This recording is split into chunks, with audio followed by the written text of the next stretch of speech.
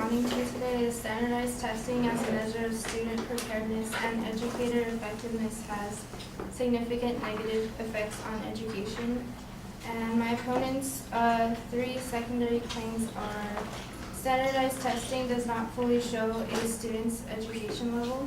The second one is standardized testing negatively affects educator quality. And the third one is standardized testing misinforms the public on education level. And these are my responses. My first claim is that standardized tests are actually not created to demonstrate students' education levels.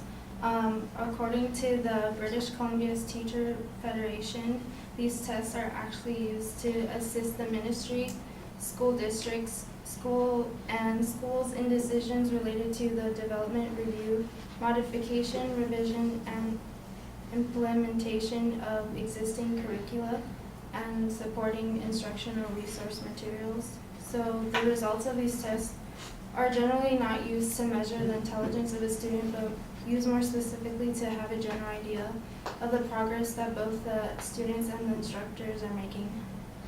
My second response is that standardized testing encourages instructors to teach efficiently.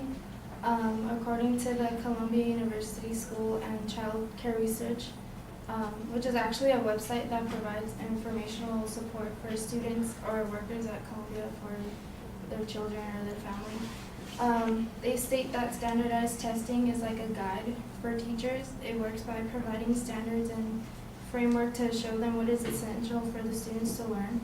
And they also state that without the structure, students that move from one school to another within a district, within different districts, might suffer academically because the standards could be different. So this provides like an easier way for students that are moving around to like flow back into their like same routine in the school more efficiently.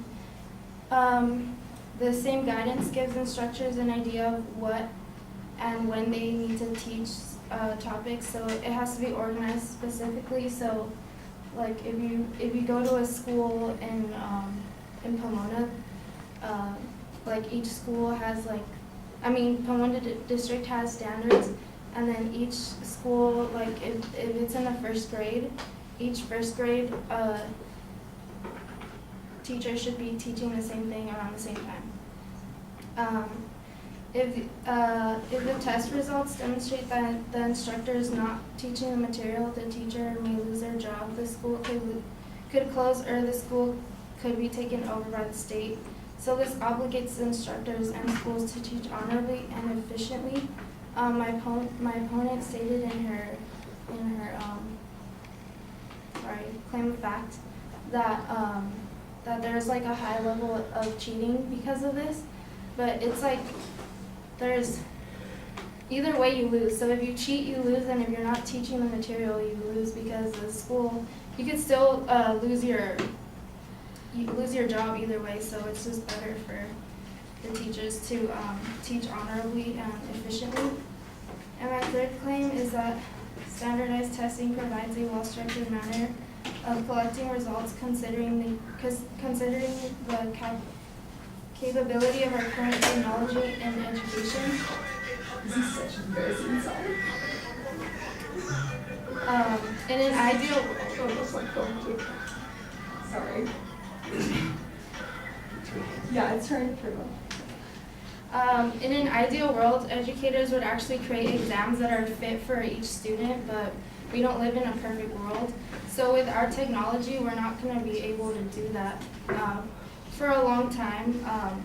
So we're just going to have to deal with these comprehensive tests that are very general for now, because these are what are working the most for the boards of education. And according to a Join the Future program, which is an organization set out to fix Ohio's standardized testing imperfections, one of the main reasons perfect standardized tests are not possible is because of the lack of technology. So that's it. Thank you.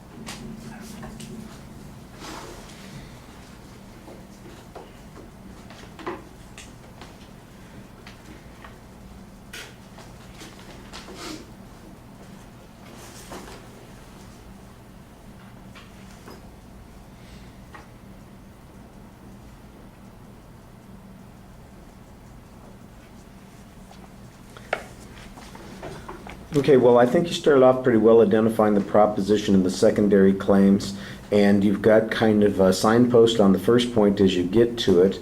After that, though, I don't think that there's a very specific set of identifying claims that are being applied to arguments that the advocate said. At least there's no numerical signposting on that. Sometimes you make a specific reference to the evidence or an issue that the advocate presented, but I don't know if it ties into the sequence that you previewed at the beginning of the speech or if it's a standalone argument. The general evidence that you have at the beginning about what the purpose of the tests are for is okay, although I don't know that it disagrees essentially with the claim that the advocate was making on that particular issue. And it does seem to be applied to, it sounded like it was Great Britain rather than the United States, and I don't remember if the advocate's evidence was specific or not.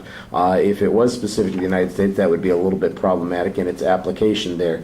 The question about the teachers and whether or not they cheat and whether or not it's better for them to cheat or to, and your basic response is they should teach honestly. The problem is if they teach honestly and they fail, then they get canned, and if they, so there's a motivation for them to act differently. The criticism that the advocate had was that the pressure that it puts on the teachers is untoward or unnecessary, or it complicates the process. What you need here is some information that says having standards actually produces desirable outcomes, that there is, when the standards are the same, when everybody knows what they're shooting for, it's clearer and easier for the teachers to follow a program, to see what they're supposed to be doing, something like that, and we don't really get much explanation of that argument.